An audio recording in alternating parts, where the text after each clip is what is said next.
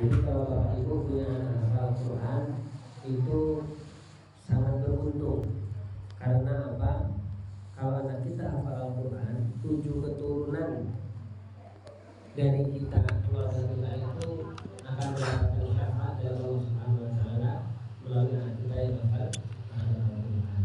Maka berbanggalah, maka bersukacitalah bagi orang tua yang mampu, yang mau mengarahkan anaknya bisa syukur-syukur hafal Al-Quran. Proses dalam hafal Al-Quran itu diawali dengan membaca Al-Quran. Usahakan Bapak Ibu bacaan Al-Fatihah itu yang mengajarkan kita, jangan guru yang lain. Karena apa? Ketika anak kita belajar membaca Al-Fatihah dan mereka pandai membaca Al-Fatihah, mulai dia balik sampai nanti dia dewasa, sampai dia meninggal dunia, mereka sudah berapa kali membaca Al-Fatihah. Setiap sholat dia baca, setiap dia akan belajar dibaca Al-Fatihah, pahalanya akan selalu mengalir, pahalanya akan terus didapatkan oleh kedua orang tuanya yang mengajarkan Al-Quran. Jadi usahakan anak-anak kita yang belum pandai membaca Al-Quran, ajarkan surat-surat penting dalam Al-Quran, khususnya Al-Fatihah, syukur-syukur yang lainnya yang ajarkan kita. Sekali lagi, karena setiap anak kita membaca Al-Fatihah, pahala itu akan terus mengalir sampai anak itu dewasa, bahkan sampai dia meninggal dunia.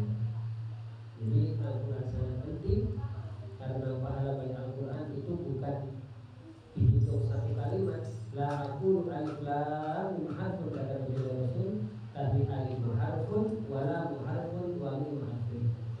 Alif itu satu huruf 10 pahala, lam itu 10 pahala, dan mim 10 pahala. Di dalam bismillah itu ada 19 huruf. Bayangkan 19 huruf dikali 10 berapa pahala yang kita dapatkan dari bacaan anak-anak yang telah kita ajarkan Al-Quran. Saya kira nanti kita arahkan anak-anak kita untuk baca Al-Quran.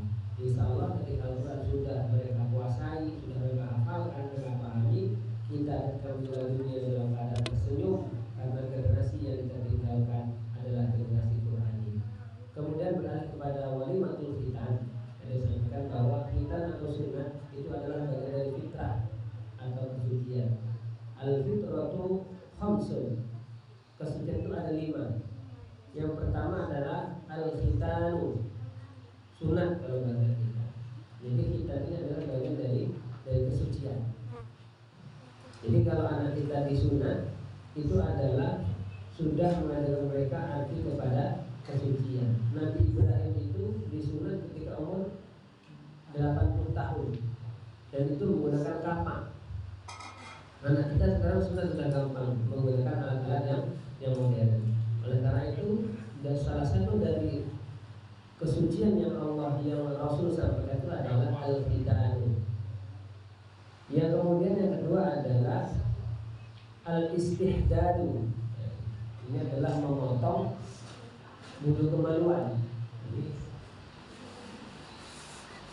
Kita seringkali merupakan hal-hal yang mungkin dianggap sensitif dan tabu dan malu ini.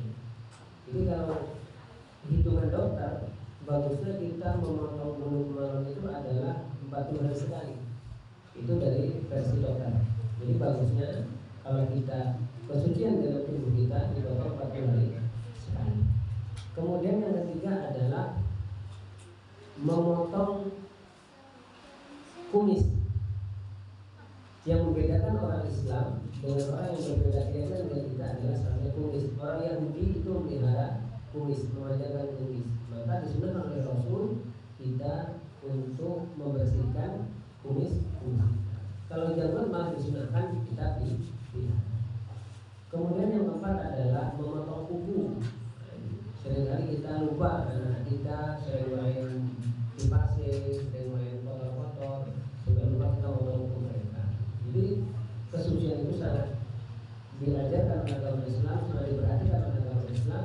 Maka kita sebagai orang tua harus mengajarkan kepada mereka, mendidik mereka untuk dapat melengkapi, dapat menjelaskan kepada mereka bahwa kesucian dalam tubuh itu juga sangat diperhatikan oleh agama Islam. Al-Quran dengan kita juga ada kaitannya. Katanya di mana